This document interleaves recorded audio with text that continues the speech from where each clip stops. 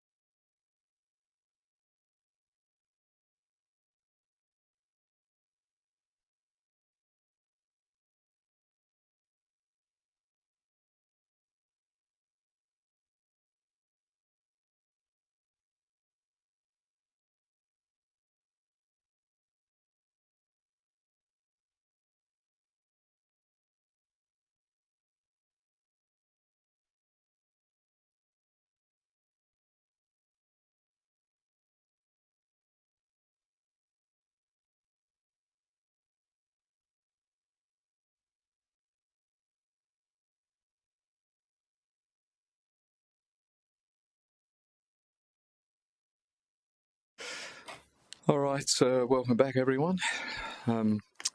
If there is anyone out there, welcome back. Yeah. So we're going to reopen the meeting, and I don't have any apologies. We'll move on to confirmation of the minutes, please. If I can have somebody confirm the minutes. Thank you, Councillor Tozer. I'm happy to second those. If there are no questions or discussion on that, we'll take the vote, read the confirmation of the minutes. All those in favour? That is carried. Great. Conflicts of interest declarations. I'm not aware of any. No? Okay, so that's good. Sorry?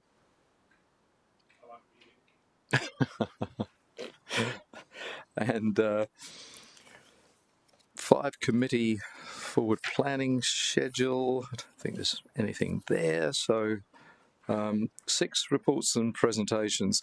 Look, we've got 3 items here, councillors. All 3 items are actually in closed session. And the reason for that is because we're looking at commercial in confidence and also matters that affect the city budget. So we do need to move into close. If I can have a mover for that. Thank you, Councillor Fowler. Seconded, Councillor Taylor. Take the vote. All those in favour? Is carried. Can we please have the streaming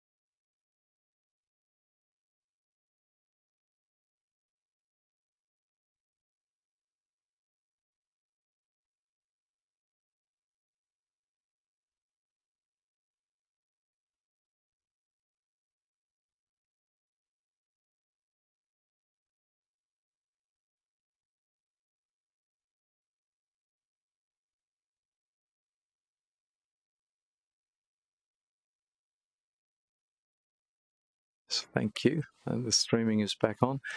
So, okay, so we've dealt with 3 items in closed session. The first of those items was the State of the Games report.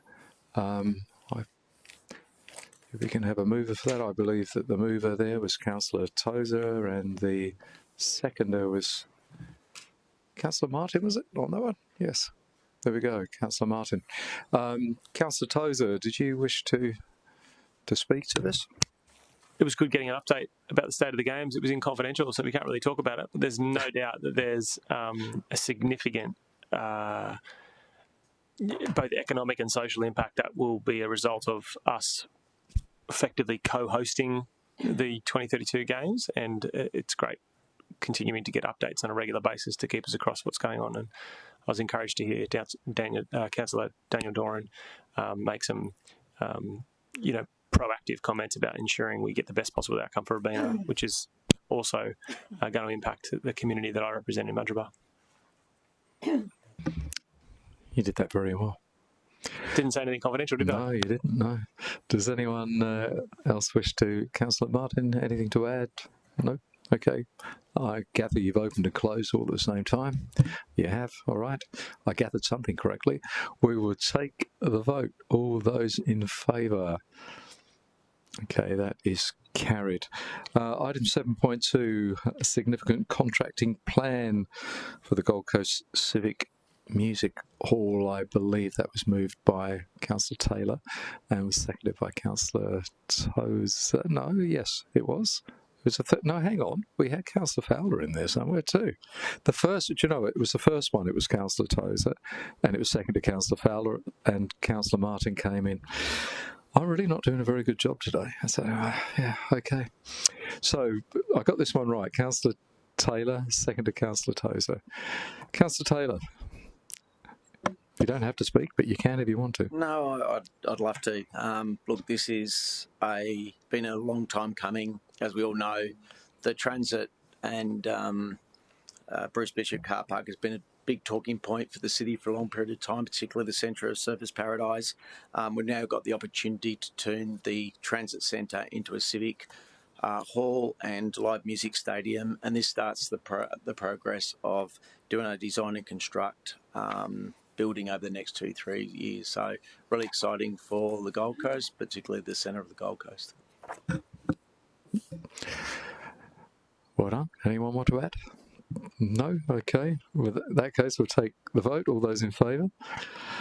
That is carried. And I am actually going to go to, if Councillor Fowler wants to move one, because I think our Deputy Chair should have her name on the scoreboard, especially as I took it away from you before, so sorry about that. So move to Councillor Fowler, and there we go.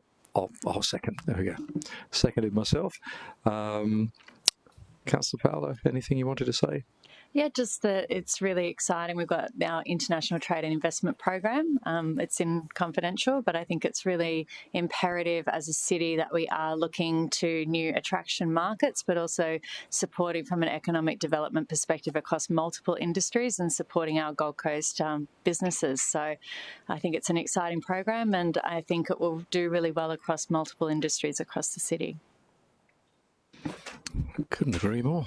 There we go. I think you summed it all up. I think I didn't have anything to add. I think you opened and closed all at the same time as well. Yes? Okay, that is good. All right, so councillors, we will take...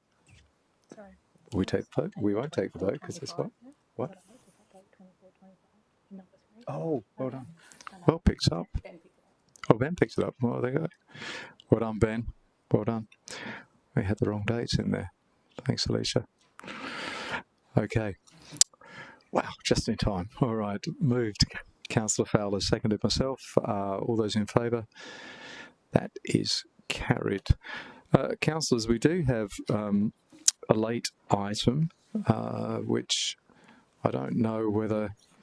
Ainsley, yeah, in case anyone had any questions there for Ainsley, I don't think we necessarily need a report unless anyone wants one. You got some questions, yeah, so, okay.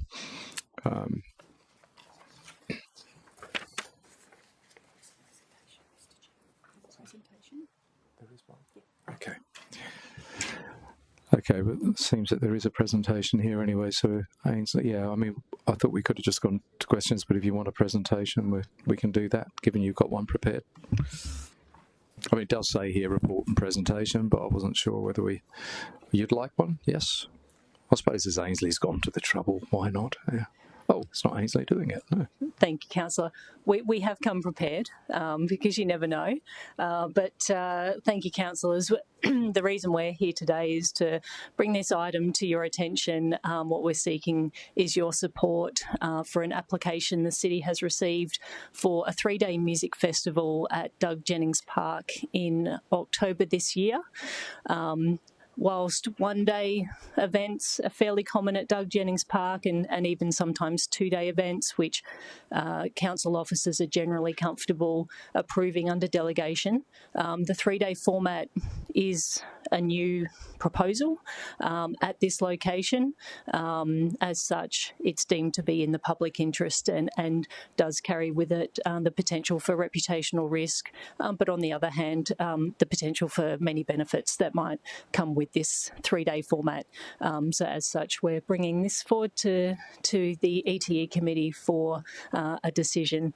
I have Alana Reeves here, who's an environmental health officer with the city, who's taken carriage of this application, and Alana's prepared a couple of slides and an overview if you wish to go through that, but I'll be guided by the chair. So I'll open it up to committee. Would you like to see the presentation, or are you just happy to ask questions? Anyone want to see the full presentation? Sorry? Okay, great. Okay. Alana, I tried to save you, Alana. Very nice, thank you. Thank you, Vicky. So, so just a quick overview. Ainsley has already provided a little bit of a summary. It is a 3-day format music event kicking off on Friday afternoon over Saturday, Sunday of the long weekend in October. The event will have 3 stages. The genre is R&B, hip-hop type. And noise is expected on the Friday, Saturday and Sunday between 9 a.m. and 10 p.m. over the duration of those 3 days.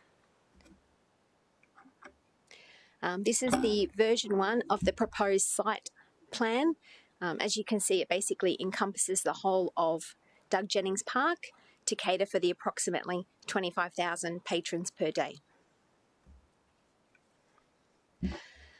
Benefits, obviously, it's wonderful for our economy with significant impact.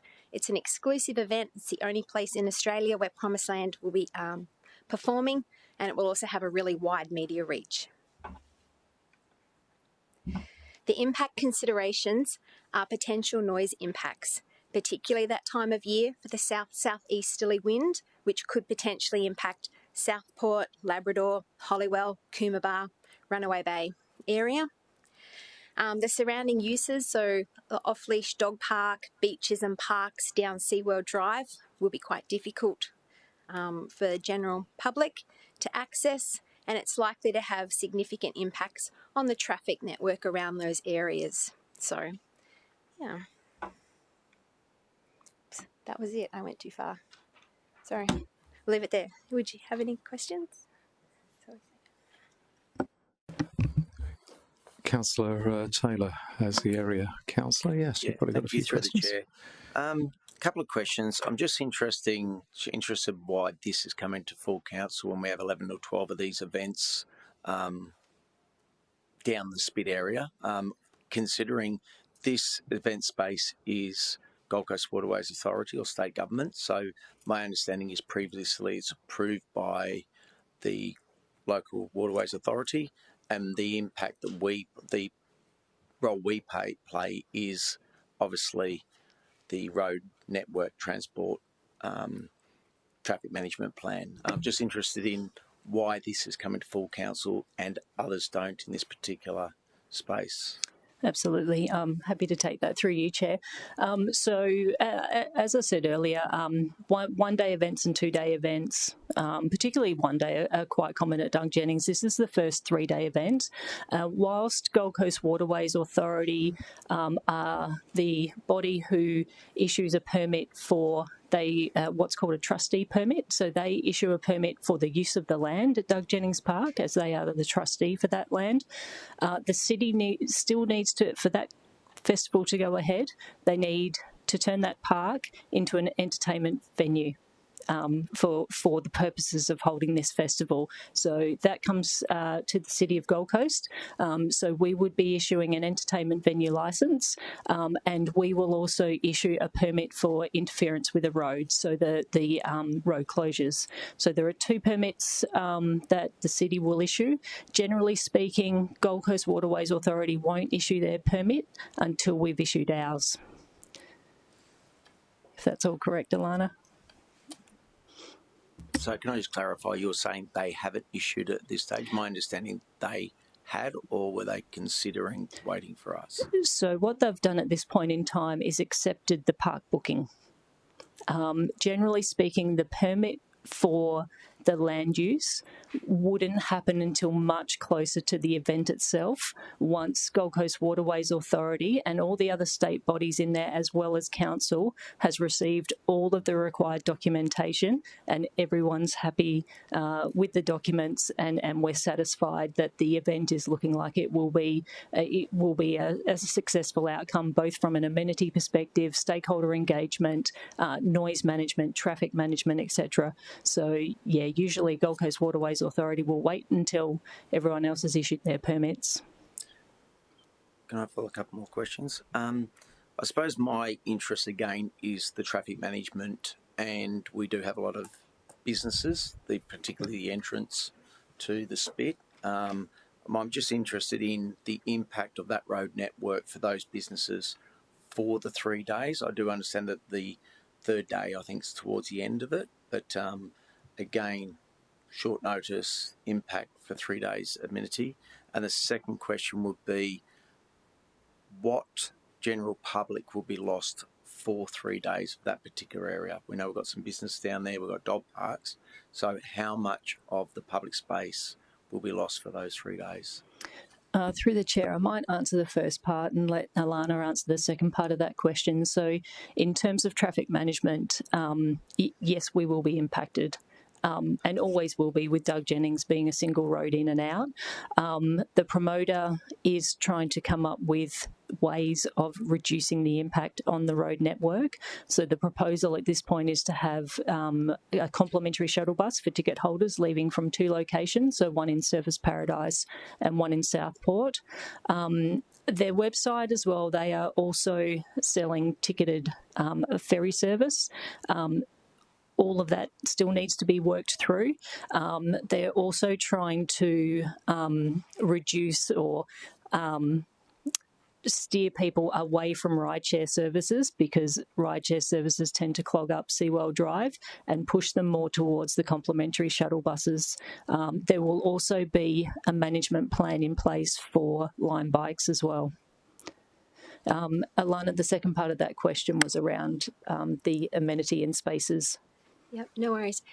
Once the traffic plan has been finalised and accepted by the city and stakeholders involved, that's when we'd know how many car parks and access and timings and things like that. It would be back to the event organiser to put their proposal through to us to review it, to have a greater understanding, to be able to confirm how much is going to be, I suppose, inaccessible and at what times.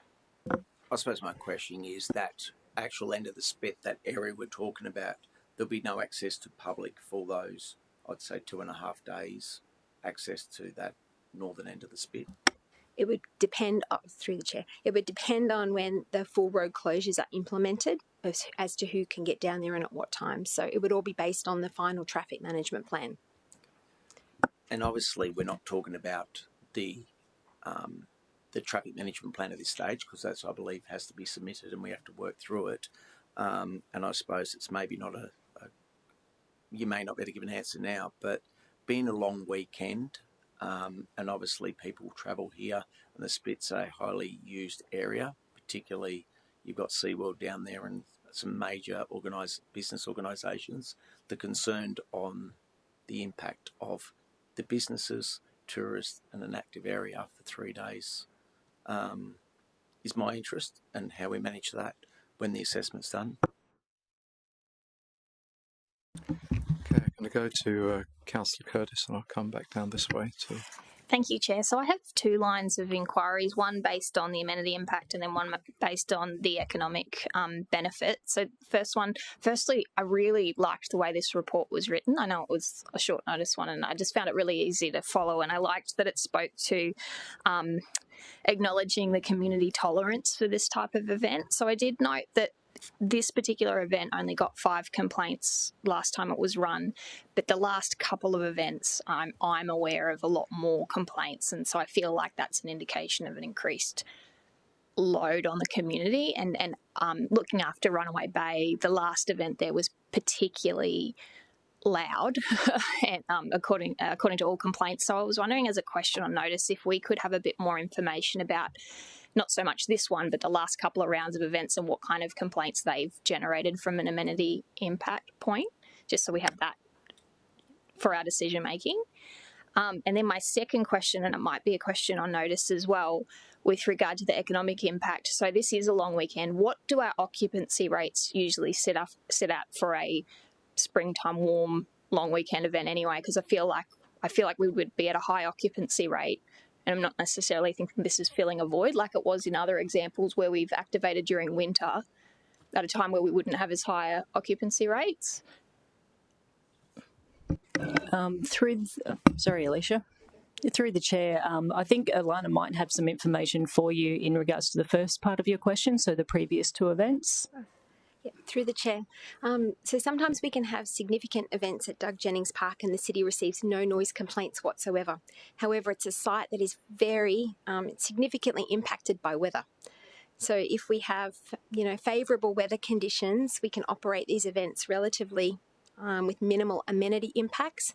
However, if the weather is not favourable, and as I said before about that southeasterly direction, the residents could be likely to impact their amenity to some extent.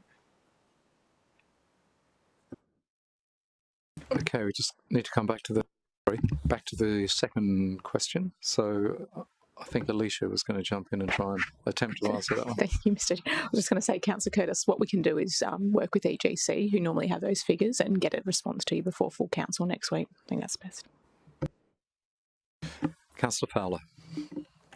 Thank you, Chair. I guess my question's more in relation to the transport and traffic management plan that's not yet created, so I understand that. However, nodding back to Fred again and the absolute disaster that caused down at the Spit, what lessons have we learnt as a city from what went wrong during that, and what we're looking to implement as, I guess, part of that plan that needs to be adhered to? My concern is the shuttle bus structure for an event of this magnitude for 3 days with 20,000 to 30,000 people, and a shuttle bus structure from Southport and Surface. To me, they're going to come local. They're going to try and get up that. Wouldn't it be a better scenario for the event organisers to consider a park and ride and non-stop shuttles from Phillip Park or overflow car park at SeaWorld, if that could be negotiated? Because at that end of that concert, each night for 3 nights, we're going to have 20,000 to 30,000 people trying to get off, and we don't want to have that dangerous situation where people are walking down the roads, the buses can't even move. So that's just my series of questions and general concern.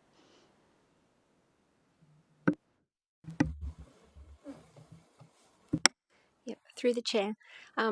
Once the traffic management plan has been drafted, the city has had extensive conversations with many external and internal stakeholders in regards to traffic, and the event you mentioned previously, learnings and what have you have been made from that event. So, once the traffic management plan is we'll be able to provide feedback from learnings from, Fred again. And through the chair as well, the traffic and transport management plan never gets signed off until QPS are also comfortable with it as well. And you've made mention of previous festivals there. There's been a lot of lessons learnt from those festivals, and whilst the traffic and transport management plans were quite sound. It was more in the execution. So that is the focus for us, and the benefit of those festivals being held within the last few months is that they're front of mind and they're fresh. So there's already been a stakeholder meeting which was held last week with QPS, with the event promoter and with city officers, including our traffic officers as well, to ensure that the event promoter develops a robust traffic and transport management plan that all parties are comfortable with and can execute. Okay, I'm just going to go back to Councillor Taylor, and then I'm going to come to Councillor Dora and then Councillor Martin. I just want to talk to that, and I am bringing a general business item, hopefully at the end if it's accepted. The biggest challenge I found with events at the Spit in particular, and I think it's just a broader conversation we need to get right, is whenever there's an event, a traffic management company is engaged, they will come up with what they deem is the fit for purpose for that particular event. We will do a body of work with our officers to make sure it's what we believe is the right outcome for that particular event, which is approved by, obviously, the Queensland Police Services. The challenge we keep having is we have a debrief. There's a lot's taking out from it, but it goes nowhere because the next event comes along. We've all understand what the problems are. A new management plan is put on the table. We implement all what we think is going to improve it. It's implemented and we find more problems. Not only is it a case of the traffic management plan is changing each time, we're having new companies in some cases that's delivering it. So the consistency of people delivering the traffic management plan is very inconsistent. So I'm a big supporter of festivals. I'm a big supporter of the city getting opportunities. The challenge we have at the moment is consistency and getting the learnings and actually implementing and really improving that structure. So I will have a general business that hopefully I'll talk to later, but that is our biggest challenge is we do have a traffic management plan, we do a body of work, we have the debrief, but then it's just reinvented each time. We obviously taking a lot of learnings at the moment, and while we're consistent, hopefully we get improvements, but I think that's a big area we need to improve as a city. I think you have just spoken to the general business item, but yeah, okay, maybe there's more to come. Yeah, okay. Is it on the same subject? Yeah, no, because then continue, and then I'll come to Councillor Doran if it's a follow-on. Yeah, please. So would the intention be that we actually start to drive the traffic management plan from the city as a consistent body of work, and that event organisers who are coming in for Doug Jennings Park, as part of that, here is what you need to do, and yes, there might be tweaks that the QPS sign off on, but this is the baseline, the consistent way that traffic is managed for this site?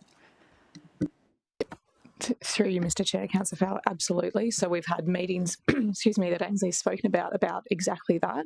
We know they're all going to be unique. There's going to be different things that go in, but as long as we have a consistent baseline, and QPS have been absolutely fantastic in that as well. And just if I can, just one other thing too, we're not just taking the lessons learning from this park. We've had a number of events. Councillor O'Neill's had one in her division recently, which has been quite topical and timely for us. So it's been good for our team, and we've had a lot of discussions about it as well. That's good. Councillor Doran, who's been Thank you, Chair. Will residents or locals be able to access the top of the Spit during the long weekend? Through the Chair, it will depend on when the traffic management, what the proposal is. So there will be some times where there would be no access for egress and moments like that, and then there'll be times when they put in a road closure, but we don't know that information until the traffic management plan has been submitted. Probably should have spun it in a different way. Would it be an acceptable outcome in your view, or the city's view, that access will be blocked to, for example, the kiosk or the dog park or the beach generally at the top of the Spit? Is that an acceptable outcome in the city's view? Yeah. Based on previous I guess to be fair, that's our decision, I guess, as a council to decide whether it's an acceptable one, really. Okay. But yeah, it's Okay. Does the event have the backing of experienced GC, or are they involved in any way? Yeah. Through the chair, yes, EGC is supportive of this event. And just two very quick questions that for my information. Is the applicant required to put a bond down in any way to, for example, if what happened at Coolangatta recently occurs, we can recover some costs, or is that part of the process in an event like this? Through the chair, the location itself is not council land. It's Gold Coast Waterways Authority, so it would be up to them to determine whether there would be a bond. Okay, thanks. Councillor Martin. Thank you, Chair. Just two questions. I like in the recommendation the date for those plans being 12 July. I'm just interested to know, has that been brought forward given recent learnings and the size of this scale of event to have that date? To Mr. Chair, I can take that one quickly. Councillor Martin, yes, that is part of our lessons learned and definitely one of the biggest lessons from the event that was in Councillor O'Neill's division. Yeah, fantastic. And my second question, and I realise it might be the promoter, but noticed the promoters of the event is already on sale, which might actually be putting the cart before the horse. Just interested to know how we, as the city, curb that, because obviously we don't want them going on sale before it's approved, whether there's comments from officers. Yeah, I asked the same question of Ainsley offline, yes. Yeah, through the chair, I think, there are mechanisms we can use. And in fact, I was talking recently with our music industry development officer, a position that sits within Invest Gold Coast, to start, corralling some of our knowledge and moving forward with the GB item that Councillor Taylor will propose today, to start looking at terms and conditions that can possibly be imposed upon some of our city locations where we're promoting events to take place. So it is front of mind, Councillor Martin, and something that city officers will be considering moving forward. I must admit, it's more of a comment than a question. It is very presumptuous of the promoter to do that, but likewise with the traffic management plans, I think we probably need to be getting those up front too. Give us an idea of how you're going to manage this, because we're sort of putting the cart before the horse as well when we do this every time, and we say yeah, and then we go back and say, well, how are you going to do it? So I think we need to take that on board too. I think we need to be getting more information, which is probably going back to your general business item. So I think we're going to have that discussion anyway. So, yeah. So, okay. Councillors, that sort of question's done. I'm looking to see if we have anyone who wants to move this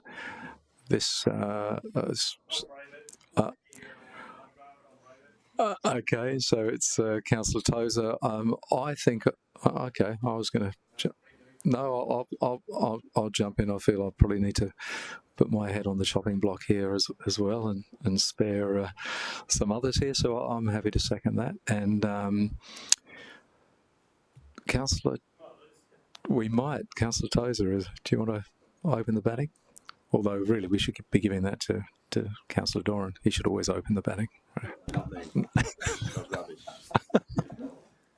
Look, there's no doubt that we are inviting people to host major events in our area, and Doug Jennings Park has been known to be a destination that's iconic in its atmosphere, like its climate atmosphere. The way it looks is pretty iconic. When it comes to a music festival, it's pretty cool looking space. But I appreciate there's a significant community impact that, to be frank, we are still working out at different times, and different music activities have different patrons who act in different ways, and the sheer diversity of responses to the type of music event at a given place, sometimes we're still gathering information about it. There's no doubt there will be a community impact, and I note Councillor Taylor's concerns raised on behalf of his community about that.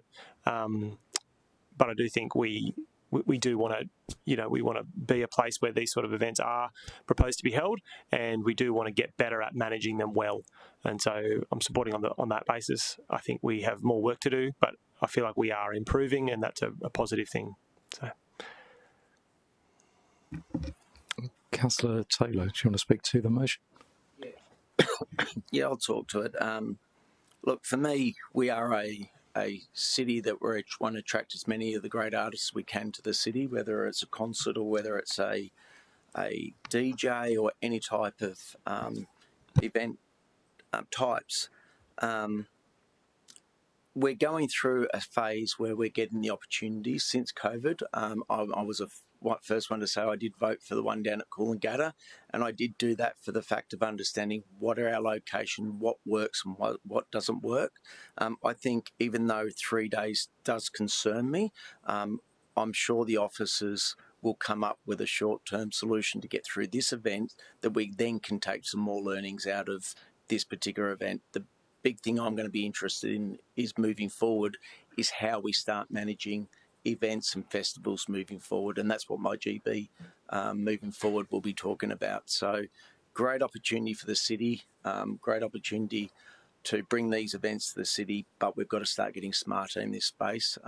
So I'm here to support it, but it's really important what we actually take out of it and what we do with it is really important for events moving forward. Yeah, I agree 100%. But it's good that we do have faith in our officers here, and we have no need to not have faith in our officers here. Yeah, no, it's really good that you're involved.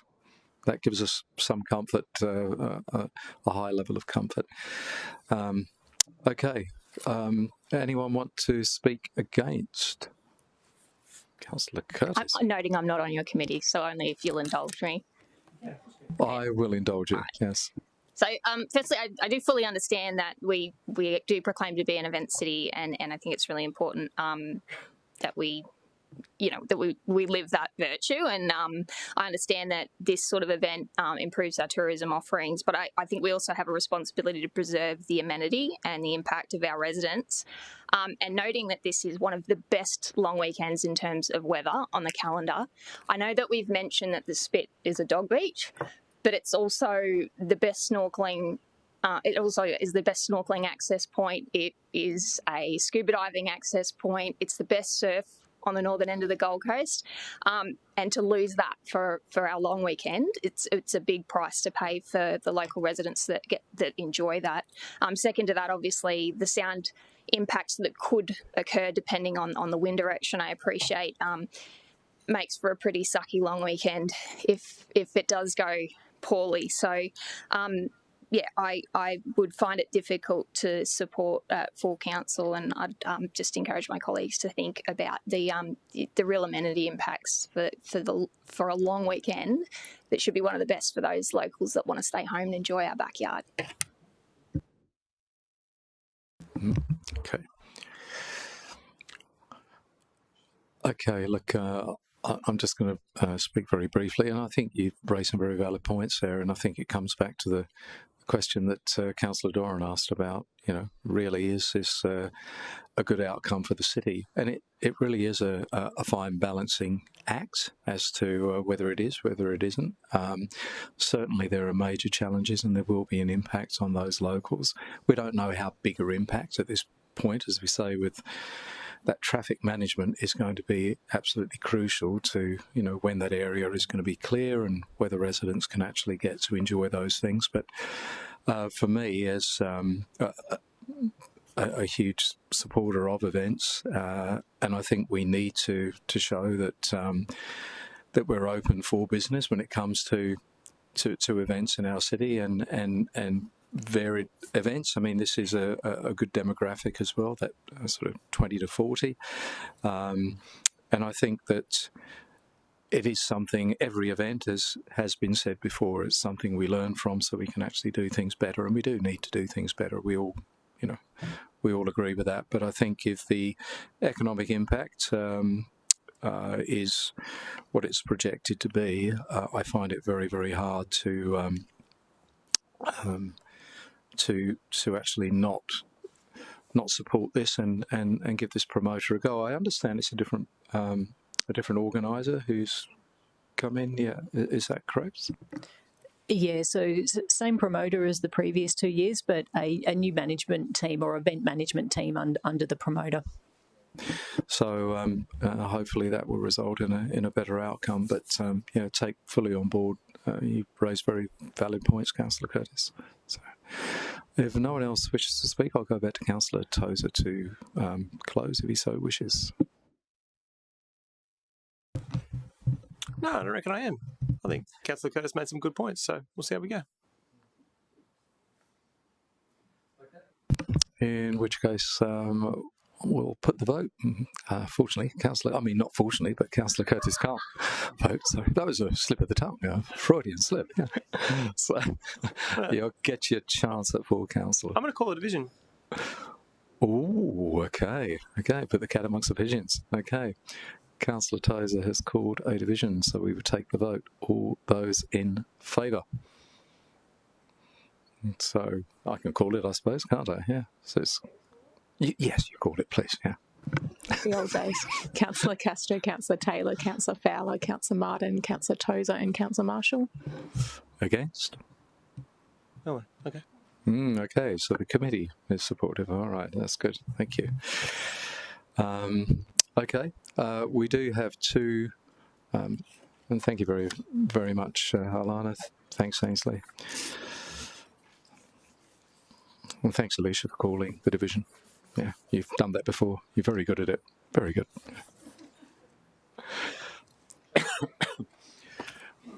Councillors, we do have two general business items. The first one is this the first one on the screen before us? That a post-event report be brought to the July 24 Economy, Tourism Events Committee, reviewing the outcomes of the Out to Lunch concert held at Coolangatta Beach on 4th of May 2024, including but not limited to economic impact, media coverage, beach amenity, traffic management, noise management, crowd safety, ocean safety, community impact, park occupancy and damage to council infrastructure. I know this has been brought, this one has been, it's not a leading general business item there, but I know this is coming forward from Councillor O'Neill. I'll get you to speak to it, but of course you'll be looking for someone to actually move it on your behalf as not being a committee member. But so I still open it up for you to speak to it. Actually, no, I need to actually get a mover before you can speak to it. So we have... Oh, before we do that, a question. I know I believe when we voted for to go ahead with the concert down there, my understanding there was a report supposed to be coming back from that. So I'm very keen on supporting the report to come back. I was just clarifying, was that part of the original resolution for the approval of the concert down there? Through the chair, I had a recent read of it, Councillor, and I don't believe it was. So I'm happy to. Yep. So there we go. I'm happy to. You're happy to move it, Councillor Martin? Either or. Yeah. So I'm happy to move it. To move the motion, seconded Councillor Martin. So Councillor Taylor as the mover, you're happy to defer to Councillor O'Neill? Okay. Thanks, Chair. Look, the reason I would like this report, and we did check the resolution and it wasn't so, I think that the actual event warrants a more in-depth report coming back to Council. I know there'll be a debrief, but I think there's several items, several aspects of the concert that I think councillors need to be aware of, and they probably won't be aware of them if we just go through a debriefing session.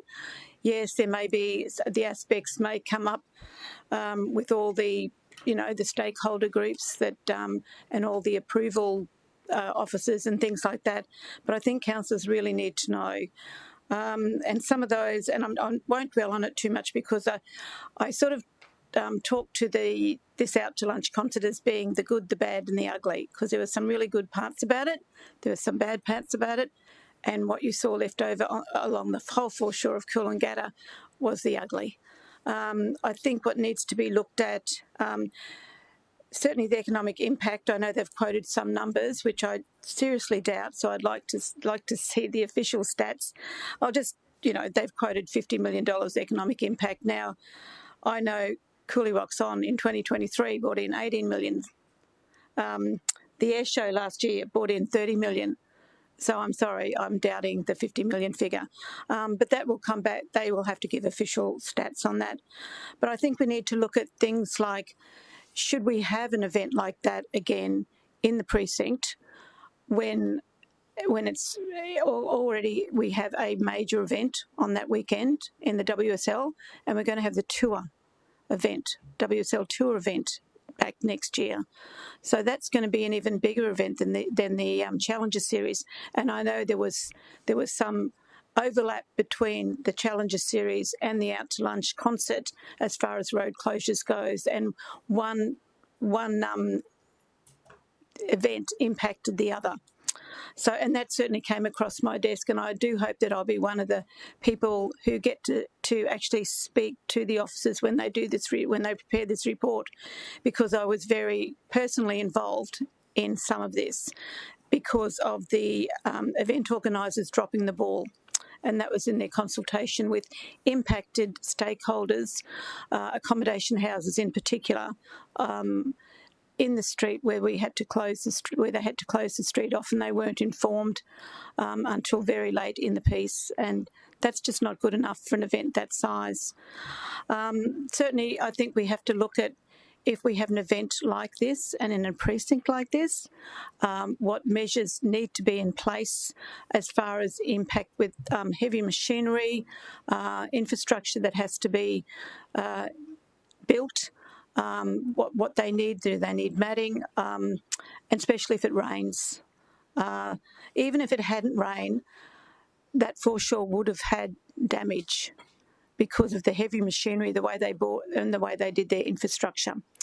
So I think we really need to look at all of that stuff, and in a report coming back to council, because and look, I appreciate why councillors voted for this event. Because I can tell you that there was a lot of positive feedback come back about the event, the vision on the beach, how great it looked, and I have to say the police gave it a tick. The crowds were, on the whole, fairly well behaved, but it did leave an impact on our beach. There was a lot of rubbish left, and just cleaning our beach the way we clean it just did not cut it. Still finding rubbish turned over under the sand, a week to 2 weeks later. I mean, this is all stuff that you maybe not think about, but now that I've been so personally involved with all that's gone on, pre-event, during event and after event, didn't have any problem with noise, guys. We were standing on, Councillor Taylor and I were standing at Kirragroin, hardly heard a thing. All the noise travelled over the water and went to Balinga, Currumbin and Tugun, I believe, heard the concert very well. So that the noise wasn't an issue, and the transport wasn't an issue. The buses got festival goers in and out in a timely manner and without much hassle. That was fine. I just think we have to. I think our decision has to be: is this concert worth what we're dealing with after? And that's really my concern, was the protection of the beach and our foreshore and our amenity areas, because that Coolangatta foreshore is for everybody. It's everybody's backyard, not only even our local residents. I mean, then they complain bitterly to me, I can tell you afterwards, because they're very proud of their area. And I think some of the council officers who look after our foreshore area were just heartbroken to see the state it was left in. So, but we've got a lot of visitors come to our area. And the big thing, we cannot have an event like this that has the potential to do damage to the foreshore when we've got another big event that brings in, as I said, probably this year, maybe $20 million of economic impact to Coolangatta, and that's Cooley Rocks On. Cooley Rocks On had to set up in a below par event precinct this year because of this other event. That is not fair. That is one of our premium owned events. And I made that point when we first approved this. So I'll get off my soapbox now. But I just think it warrants a really in-depth, and I think we owe it to the officers who dealt with this and some high-ranking officers in council who dealt with the fact that the event organisers weren't up to speed. And traffic management plan, it needs a lot of improvement, let me tell you, with this organiser. So, yeah, I just hope that everybody would support me on this, because I think you all need to have a look at this. Thanks. Okay. I think Councillor O'Neill's basically spoken to it. I can't imagine anyone is going to be able to add anything more than the local area councillor can add. So, so councillors will put this moved by Councillor Taylor, seconded by Councillor Martin. I'll put that to the committee. All those in favour of this coming back as a report? That is carried. So, thank you. We have one more general business item, which we have already been well briefed to an extent on from Councillor Taylor. So this recommendation on the screen, Councillor Taylor, you're going to be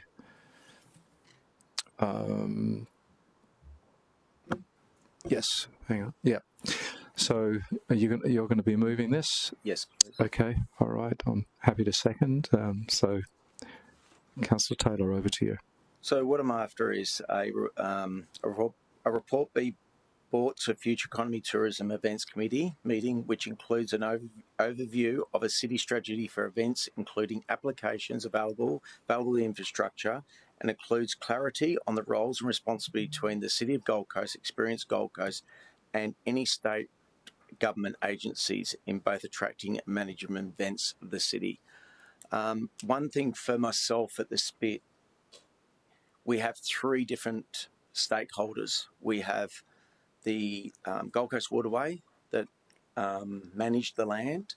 We have Experience Gold Coast. Their job is to bring attractions to the city. So they're always going to be supportive of any major attraction.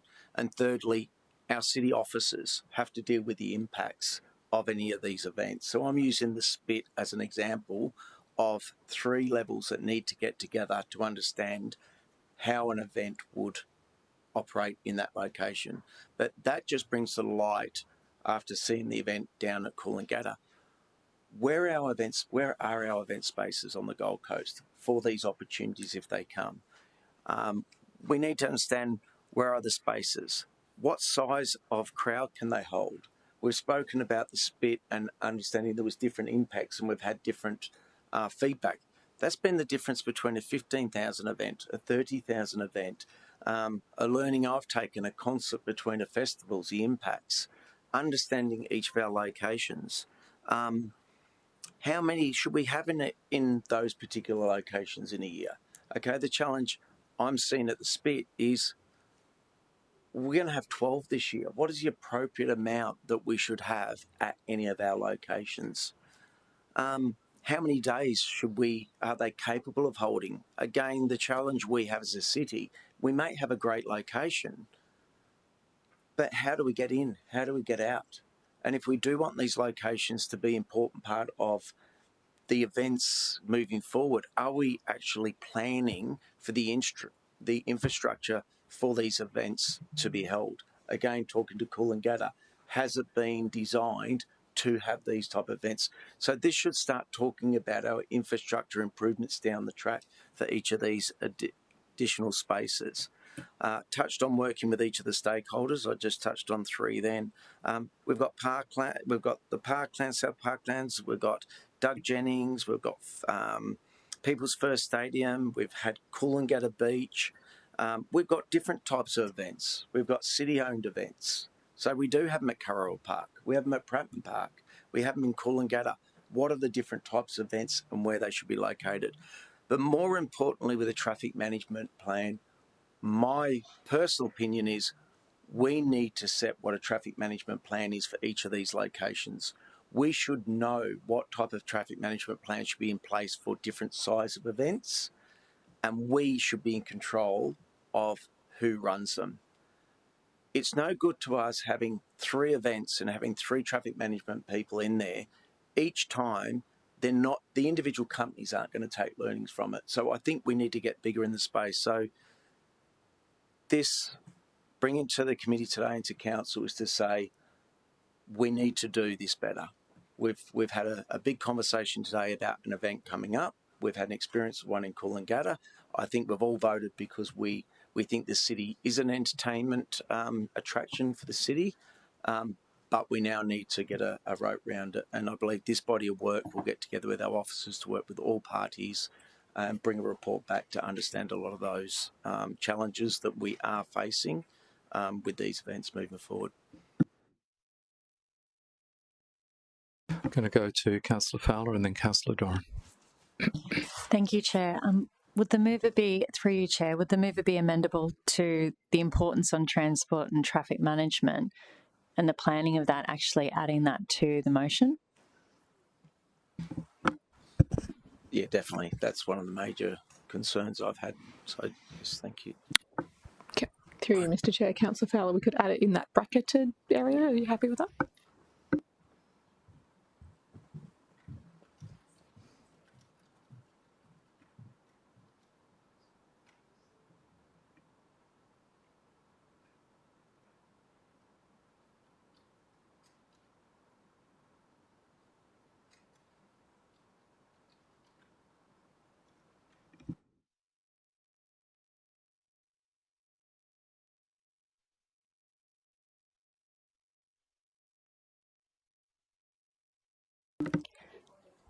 Perhaps we could put detail and traffic management planning for each event location.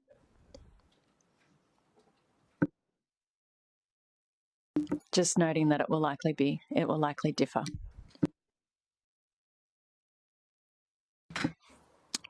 Excellent. Okay. Councillor Doran. Thank you, Chair. Just want to clarify whether there needs to be any more detail in the second line. It says city's strategy for events. I appreciate that Councillor Taylor has referenced the Spit and Coolangatta and their major events, but does that also include my community event at Christmas and Varsity Lake Foreshore? Under the language there, could that require? Could that be caught in the same motion? Look, I mean, it depends on how broad we want to go. For me, there's different types of events around the city. I mean, I think what we're looking at are major events that I see, major events through not local park events, but I think it's capturing the big events that's coming to the set as events, and that's how I was. Yeah. Sorry, we're on the same page. I'm just wondering whether we can get the language tightened to capture major events, not your local community events. Add the word major, yeah. My suggestion is you add the word major after city strategy for major events. So, and then in the first sentence as well, right at the top. Yeah. Through you, Mr. Chair, I'm just thinking some of these might not be classified a major, but there is a word there that we can certainly use. Larger. Even externally promoted, something like that. Big-ish. Significant. Big-ish. Eventish. Try B-I-G-G-I-S-H. Big-ish. Don't do that. That was a bad idea. Sorry.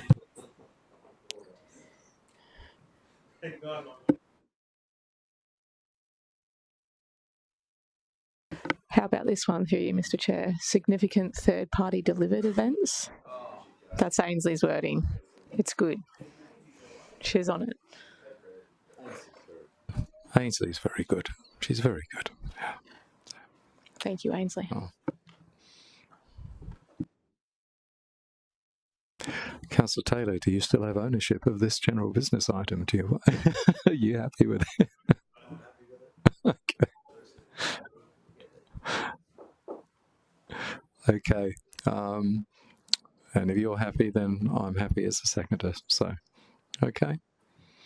You feel you've spoken to it significantly?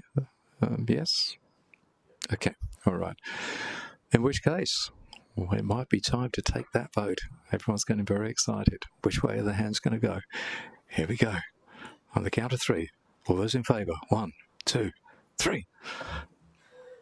Who would have picked predicts it. Look at that, unanimous. Okay, that is it. So I believe that is all the items. Please correct me if I'm wrong. I've been wrong a couple of times today. So, no? Okay, that's good. In which case, thank you very much for your attendance and declare the meeting closed at 15:14.